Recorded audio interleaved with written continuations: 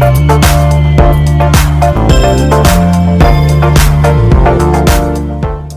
भोजपुरिया समाज। जी हाँ भैया, आप सबके बता दी भोजपुरी के पावर स्टार पवन सिंह के जबरदस्त गाना जौन की समाज के लेके बहुत ही जबरदस्त गाना आवे जा रहा बा, मेरा रोजगार।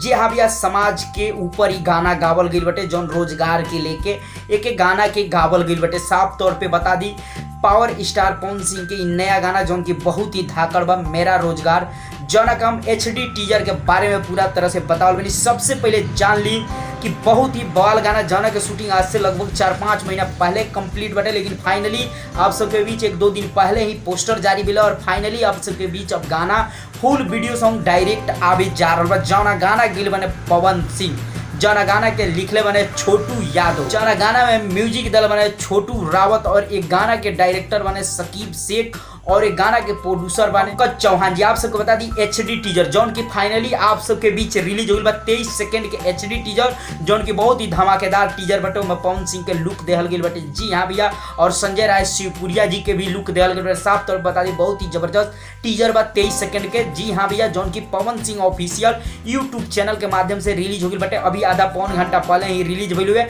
आप सब अगर देख ले तो कमेंट करके बताएं कि आप सबके टीजर कैसा लगा। नहीं देख ले, आप सब देखना चाहते हैं तो वहां से जाके देख सकता नहीं। जी अबे फाइनली वीडियो सॉन्ग बहुत जल्द आवेल बा, अभी कमिंग सून में बा, बहुत जल्द अपडेट आवेल बा कि कहिया रिलीज हुई और वीडियो सॉन्ग भी आप सबके फुल देखे के मिली। जी हाँ भैया, तो आप सबके ये अपडेट कैसा लगल जरूर कमेंट बॉक्स में बताइए। चलते चलते वीडियो को लाइक करी, ज्यादा से ज्यादा वीडियो को दबा के शेयर कर।